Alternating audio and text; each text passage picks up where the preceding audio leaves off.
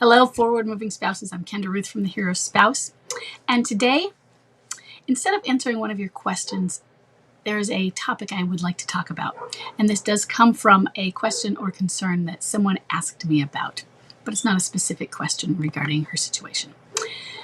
And she's showing a concern that everyone is concerned that MLC lasts so long. And she said in the Facebook group, she's seeing that why is it so many people now say midlife crisis lasts 10 years? And she says she finds that disheartening. And wow, yeah, that really is disheartening. And I can't answer why any specific people are saying that. I can say that midlife crisis has a range. So let's go over the range where some of these things come from. So first, Jim Conway, who wrote Men in Midlife Crisis, and that was in the 70s, outlined that midlife crisis lasted in a range of 2 to 7 years. And he put that 2 to 7. I personally, looking through all of the forums and the feedback I've been given through the years, thought 2 was a little bit too soon. And 7 was pretty good. But there are the outliers.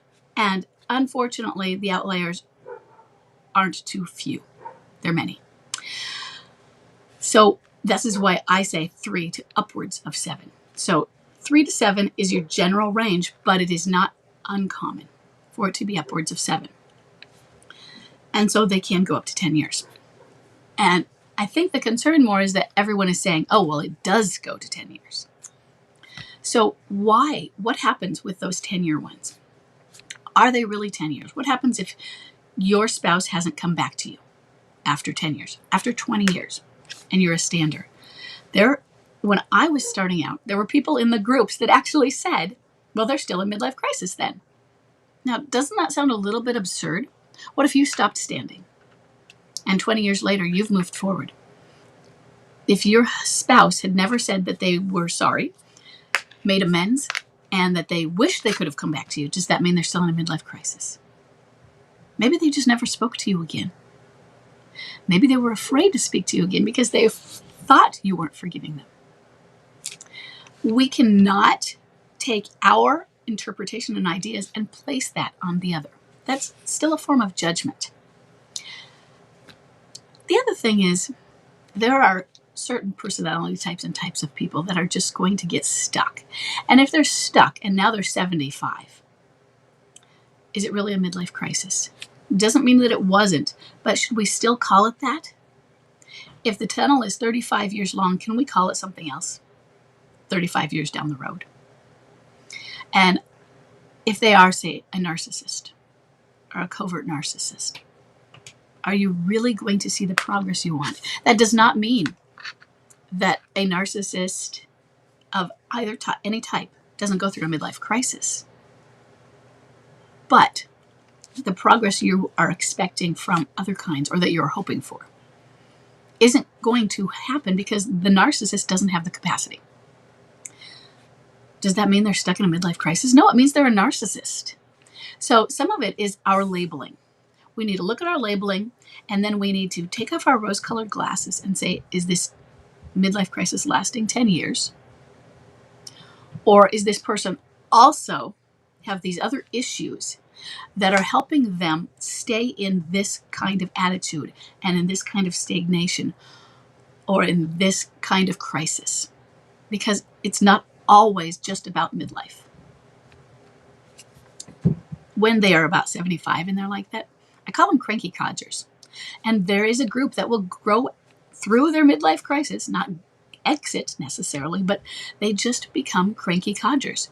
And 20, 30, 40 years down the road, they are still complaining about their spouse, the left behind spouse that they left, and how it is all of their fault. And they were the horrible, evil one. And that spouse is a lovely person. And that spouse may have been standing and doesn't know why. But the other person, it's that inability to let go. This is one of the reasons forgiveness is a gift you give yourself. Because if you hold that energy of unforgiveness, it eats at you, not them. They can't see that. So I want you to look at the different types of people there are. There are other factors. So just in the smaller scale of it, the 10-year scale, instead of the 25, 35-year scale, we do have them go through, and they can come out after 15 years. But let's look at the alienator relationship. What is that doing to them? What are the dynamics at play? Who is keeping them stuck? What are their codependencies? Were they codependent, and did they have a codependent relationship before this? Had they always been codependent, had patterns of codependency? What were the dynamics in their family of origin? So, for instance, did they have parents with personality disorders, such as had they been raised by a narcissistic parent? They may not have a personality disorder, but having been raised by that type of a parent put them into certain patterns. And that could have put them into a pattern where they might be stuck longer. I am not saying that on average somebody who has a narcissistic parent gets stuck longer. But given the dynamics of a relationship with an alienator, where you may have personality disorders coming together, or in an illicit relationship, oftentimes the traits of personality disorders come out. Even if we are not truly a personality disorder person, we will have those traits during that period of an illicit affair, where we have the limerence and we are betraying our spouse and we're lying, all of the chemicals going on, those coping skills and those traits and some of the possessiveness that comes with it and the highs.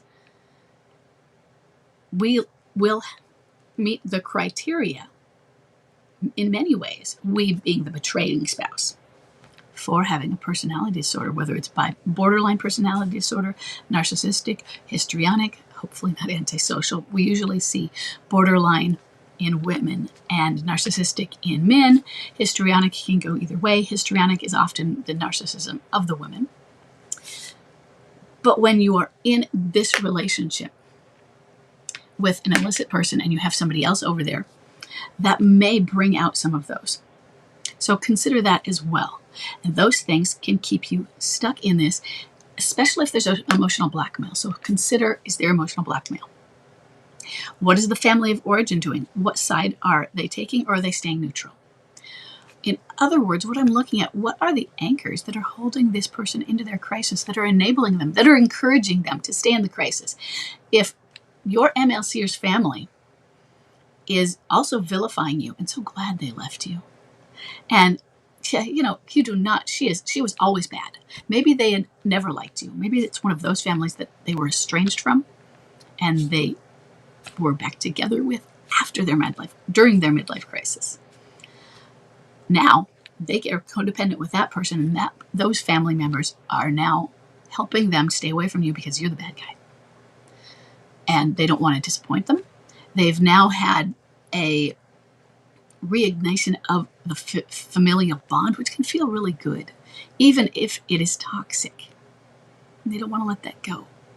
They don't want to let go of who they are, because this crisis was a journey for who they are.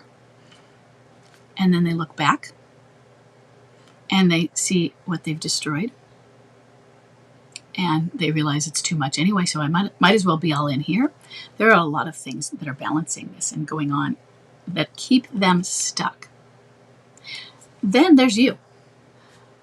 You might be the perfect standing spouse, but let's suppose instead you're scorned and you go that terrible scorned route, and you want to be a stander. You are a stander, but you're angry, you're not detached, you are blaming, you are maybe hopefully not taking a Louisville Slugger to the windows, but you are doing all of these things that are negative toward them. You are giving them toxic shame. You are telling them how horrible they should feel, maybe even parental alienation. What is that going to do? Does anybody want to return to that? No. And that doesn't mean that they can't now come through ahead of you. They could. But it could also keep them stuck, because now they're feeling more and more guilt. More and more guilt. But also, they're doubling down. They're staying with this other person, and they're looking at you. And it might take you a while till you come through to your detachment and all of the mistakes you've made. But you've enabled them to stay stuck also. In fact, both of you, if you are completely in an attached codependence with each other, your emotions, you're entangled and enmeshed instead of detached from each other, you're keeping each other stuck. You're keeping each other from moving forward. So one of the things that can help an MLCer move forward, and this is not a guarantee, you can be perfect and it's not going to necessarily work. But one thing that can help, not that it will, is you being detached, you healing, you putting up the boundary. And this time, I don't even mean a boundary of, hey, you're being not nice and I'm not going to be around you, but you being the example and the guide of having a structure and a foundation of solid emotional regulation in your life and not allowing the drama in your life. Even when the drama really is there, but you are emotionally regulated and you just water off a duck's back. You can slough it off. And yeah, it might really bother you, but you know it's not about you. And you're able to understand. So use the analogy of your children. If you have a child, and think about a neurodivergent child who is autistic or ADHD or some other issues where they might have something different about going on in their brain and they react and respond differently than other children. And for instance, with my ADHD children, one of the things I'm recently learning is that conflict is great for them. They love it. So it's not just when we're taught, hey, don't give negative attention because that they'll keep coming back for that. Give positive attention. That is a general thing I learned as a kid. My dad told me, oh yeah, you don't want to give the negative attention because they'll just keep coming back. But it's not exactly the same with ADHD kids. The negative attention, it doesn't matter. Negative, positive. It's not about that. They like the conflict. The conflict gets the dopamine going, and it can keep it going. So think about that with your spouse.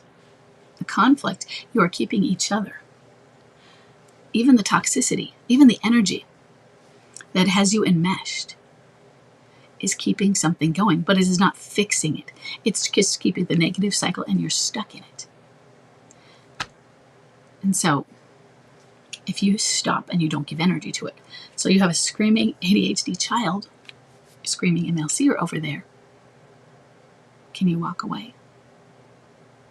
What can you do that is a form of ignoring, not giving energy, not giving attention? Because that is going to be an example for them also, and they are going to escalate. But it is all of these different things. And trust me, that is not going to work with all of them. And for some of them, it is going to work, but it's not going to work the first, second, third, fourth, fifth time.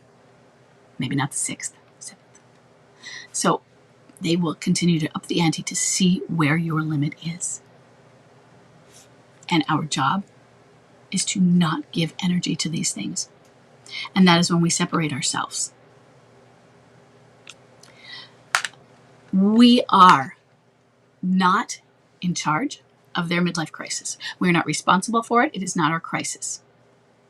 But they are looking to us. And if they are looking to us, we can facilitate conditions.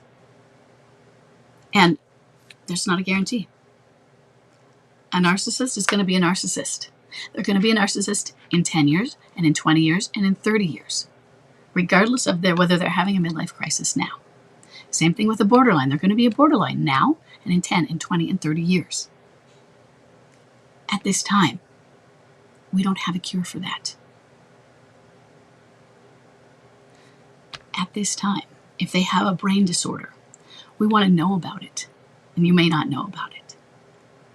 So I want you to give yourself some grace about why these people sometimes are taking so long, and it's not working. I want you to work on your detachment. I want you to work on your boundaries, the structures in your life. because I can't say why everyone is feeling like it takes forever. It feels like it takes forever. It really does, even when it doesn't. But as soon as you separate yourself emotionally and then as physically and start to disentangle some of those strings that are tied up with them, maybe they will start to sort themselves out. The challenge for us is if we're watching, and remember what a watched pot, how long it takes to boil. It might take the same amount of time, but it sure doesn't feel like it. So it's best not to. But if we're watching, it sure feels like it takes forever because we are likely going to progress faster. And so it's going to feel like they might disentangle their emotions and start to emotionally regulate, but it feels very slow. And it feels back and forth because it is back and forth. And they're going to test and check. And that's what we do in life. We check. Think about childhood.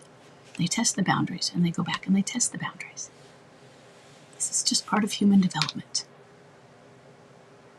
And I know sometimes it sucks. But it's what we're here for.